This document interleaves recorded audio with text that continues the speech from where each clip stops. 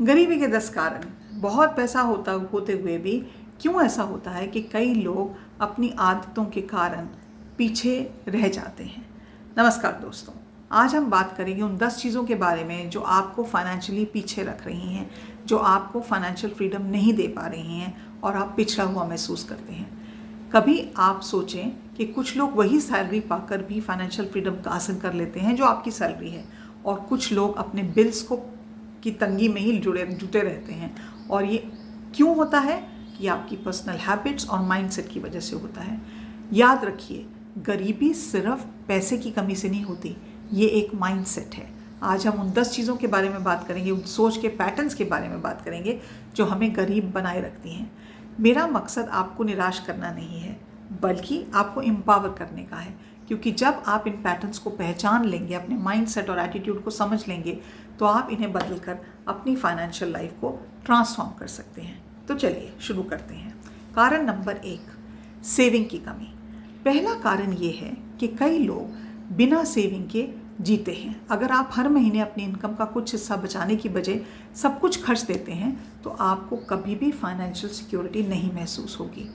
पहले खुद को पे करें, ये वेल्थ बिल्डिंग का सबसे महत्वपूर्ण नियम है। इसका मतलब है कि जैसे ही आपको सैलरी मिले, सबसे पहले उसका 10 से 20% पैसा सेविंग या इन्वेस्टमेंट में डालें, फिर बाकी पैसे को खर्च में लगाएं। अगर आपको लगता है कि आपकी इनकम कम है और आप सेव नहीं कर सकते, तो याद रखिए, मामला इनकम का नहीं है, प्रायोरिटीज़ का है। चाहे आप कितना भी कम कमाते हैं, लेकिन अगर आप सेविंग करना शुरू करना चाहते हैं, तो आप उसको शुरू कर सकते हैं और कंपाउंड इंटरेस्ट के मैजिक से अपने पैसे को बढ़ता हुआ देख सकते हैं। नंबर 2, खर्चे पर नियंत्रण ना होना। अपने एक्सपेंसेस पर कंट्रोल ना रखना। जब आप ये नहीं जानते कि आपका पैसा कहाँ जा रहा है, कहाँ यूज़ हो रहा है, कभी भी आप अपनी फाइनेंशियल सिचुएशन को सुधार नहीं सकते। अमीर लोग मोस्टली हर रुपए का हिसाब रखते हैं और जानते हैं कि उनके पैसे का वैल्यू कैसे बढ़ाया जाए। गरीब माइंडसेट वाले लोग बिना ट्रैक किए पैसे खर्चते हैं। एक सिंपल सा बजट बनाएं। हर महीने अपनी इनकम और एक्सपेंसेस को ट्रैक करें। 50-30-20 रूल को फॉलो करें। 50 ज़रूरी खर्चे, 30 अपनी विशेस पर और 20 सेविंग या इन्वेस्टमेंट पर। स्मॉल छोटे छोटे एक्सपेंसेस पर ध्यान दें, वो रोज़ की फैंसी कॉफ़ी या अननेसेसरी ऑनलाइन शॉपिंग। ये छोटे छोटे खर्चे ही साल के अंत में बहुत बड़ी रकम बन जाते हैं। नंबर 3, तीसरी चीज़, कर्ज का जाल, credit card debt. Unproductive debt में फंसे रहना। Credit cards, personal loans, consumer loans जैसे हाई इंटरेस्ट डेट्स आपकी फाइनेंशियल प्रोग्रेस को बहुत पीछे धकेल देते हैं। याद रखिए, हर क्रेडिट कार्ड पेमेंट में आप अपने फ्यूचर इनकम से पे कर रहे होते हैं, और भारी इंटरेस्ट के साथ आप हर महीने अपनी इनकम का बहुत बड़ा हिस्सा अपनी क्रेडिट कार्ड डेट में लगा देते हैं। वेल्थ क्रिएशन के लिए तो कुछ बचता ही नहीं है।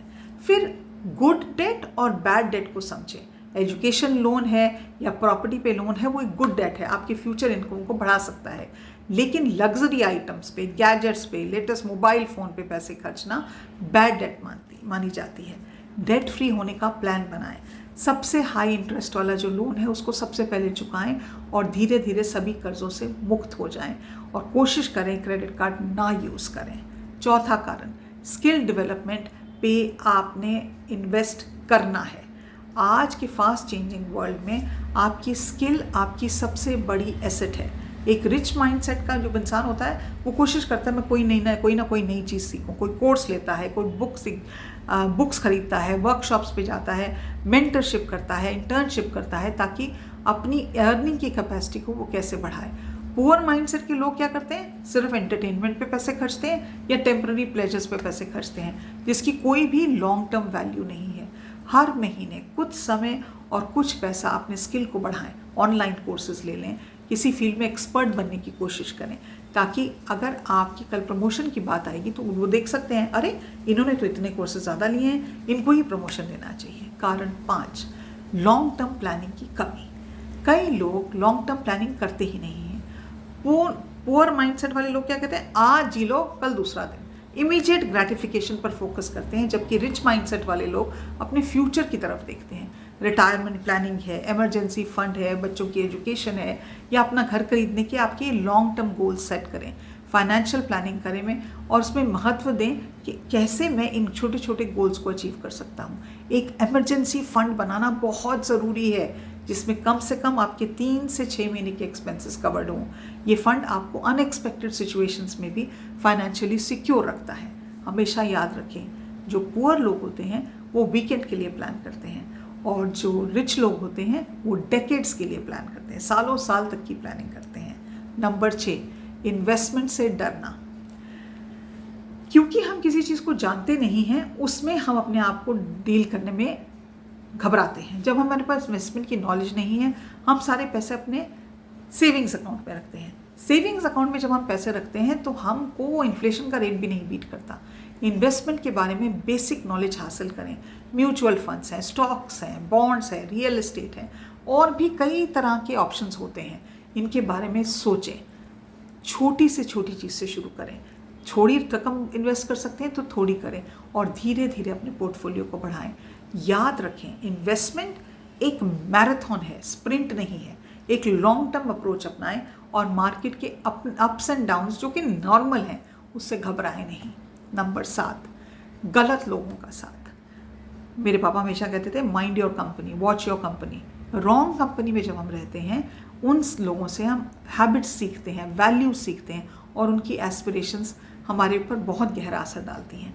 अगर आप उन लोगों के साथ रहते हैं जो हमेशा खर्च करते हैं, शो ऑफ करते हैं, आज मैंने ये साड़ी खरीदी, आज मैंने ये गाड़ी खरीदी, और हर समय शो ऑफ करने की बातें करते हैं, हम धीरे धीरे ना चाहते हुए भी वैसे बन जाते हैं। ऐसे लोगों से घिरे रहने जो फाइनेंशियली रिस्पॉन्सिबल हों, जिनके पास ग्रोथ माइंडसेट हो, जो आपको बेटर फाइनेंशियल डिसीजन देने में हेल्प करें या मोटिवेट करें। फाइनेंशियल सक्सेस के लिए मेंटर्स और रोल मॉडल्स को ढूंढें। आपके आसपास में कौन से ऐसे लोग हैं जिन्होंने छोटी सैलरी से भी बहुत सेविंग की है, उनसे बात करें। नंबर 8, पैसिव इनकम के सोर्स ना होना। पैसिव इनकम वो इनकम है जो हम घर बैठे पैसे कमाते हैं। अमीर लोग कई तरह की पैसिव इनकम स्ट्रीम्स बनाने की कोशिश करते हैं और एक इनकम पे डिपेंड नहीं करते। अगर हमारे पास मल्टीपल सोर्सेज ऑफ इनकम है तो वो हमें फाइनेंशियल सिक्योरिटी देता है और वेल्थ बिल्डिंग में हेल्प करता है। पैसिव इनकम ऐसी इनकम है जो आपको एक्टिव टाइम और एनर्जी के बिना जनरेट होती है। पैसिव इनकम के एग्जांपल हो सकता है एक रेंटल प्रॉपर्टी, डिविडेंड्स की इनकम, ऑनलाइन बिजनेसेस, रॉयल्टी या इन्वेस्टमेंट्स पे रिटर्न। अपना जो मेन जॉब है उसके साथ साथ कम से कम एक पैसिव इनकम सोर्स डेवलप करने पर फोकस करें। शुरुआत में ये थोड़ा मुश्किल हो सकता है, लेकिन लॉन्ग रन में ये आपको फाइनेंशियल फ्रीडम देने की रखता है, पूंजी है उसके पास। नंबर 9, फाइनेंशियल एजुकेशन की कमी। हमारे स्कूलों में हम सब सब्जेक्ट्स पढ़ाते हैं, लेकिन हम पर्सनल फाइनेंस, इन्वेस्टमेंट और मनी मैनेजमेंट अपने बच्चों को नहीं सिखाते। तो बच्चे कहाँ से सीखेंगे? स्कूलों और कॉलेजेस में complex mathematics, science, physics, biology सब सिखाया जाता है, लेकिन पर्सनल फाइनेंस जैसे प्रैक्टिकल सब्जेक्ट की कोई जानकारी नहीं दी जाती। तो फाइनेंशियल लिटरेसी हासिल करें। एक बहुत अच्छी किताब जो मैंने बहुत साल पहले पढ़ी थी, वो मैं हाईली रिकमेंड करती हूँ, रिच डैड पुअर डैड। ऐसी बुक्स पढ़ें, अपने बच्चों को दें। कोर्सेज ले सकते हैं, वर्कशॉप्स अटेंड कर सकते हैं। इतने सारे पॉडकास्ट हैं, वीडियोस हैं। समझें कि टैक्स कैसे काम करता है, कंपाउंड इंटरेस्ट क्या है, इन्फ्लेशन क्या है, और इन सब चीज़ों के बारे में नॉलेज गेन करें। फाइनेंशियल एजुकेशन एक दिन में नहीं आती, एक कंटिन्यूस प्रोसेस है, एक लाइफ लॉन्ग लर्निंग है। इस पे अपना टाइम इन्वेस्ट करें। एंड कारण 10, विक्टिम मेंटालिटी। ये तो भैया हमारी किस्मत ही ख़राब है, हमारे साथ तो हमेशा गलत ही होता है। हमारी तो ज़िंदगी में सारी फाइनेंशियल प्रॉब्लम्स ही हैं। हमारे पेरेंट्स ने हमें कुछ नहीं सिखाया, हमारे सास ससुर ने कुछ नहीं सिखाया, हमारे दोस्तों ने कुछ नहीं सिखाया। हम ये सी बातें कर कर अपनी पावर को सरेंडर कर सकते हैं। जो रिच माइंडसेट के लोग हैं वो अपनी रिस्पॉन्सिबिलिटी अपने हाथों में लेते हैं और ये मानते हैं कि फाइनेंशियल सिचुएशन उनकी जो भी है वो उनकी चॉइसेस और एक्शंस पे डिपेंड करती है। विक्टिम मेंटालिटी से बाहर निकलें, ओनरशिप मेंटालिटी बनाएं, अपनी फाइनेंशियल सिचुएशन की 100% रिस्पॉन्सिबिलिटी लें और कहें ताकत मेरे में है। चीज़ों को चेंज करने के लिए पहला स्टेप है एक्सेप्ट करना कि आप उनको चेंज कर सकते हैं। ये बहुत ज़रूरी है। हम अपने इन 10 कारणों के बारे में सोचें और उस जंजाल से निकलें जहां हमें लगता है कि हमारे पास तो पैसे ही नहीं है, हम तो बिल्कुल सड़क पे आ गए हैं, हमारी तो तनख्वाह ही अच्छी नहीं है। याद रखें, अमीर बनना सिर्फ पैसों के बारे में नहीं है, ये आपके डिसीजंस, आपके प्रोसेसेस, आपकी चॉइसेस पे डिपेंड करता है। और आप एक ऑनेस्ट क्वेश्चन, इन 10 कारणों से कितने आप इसमें से लागू करेंगे, ये अपने आप से ये सवाल पूछें। अगर आपको ये लगता है कि आप इसको लागू करेंगे, इनमें से 2 या 3 या 4 स्टेप्स, मैं गारंटी करती हूँ कि आपकी फाइनेंशियल सिचुएशन बेटर होगी। अगर आपको ये वीडियो अच्छा लगता है तो लाइक करें, सब्सक्राइब करें और मुझे कमेंट करके लिखें कि मैम मैंने ये चीज़ फॉलो की तो इसका ये रिज़ल्ट आया। मैं आपको बहुत बहुत बेस्ट विशेस देती हूँ कि आप वो एक्शंस लें जिससे आप फाइनेंशियल सिक्योरिटी महसूस कर सकें। आज के लिए इतना ही। नमस्कार।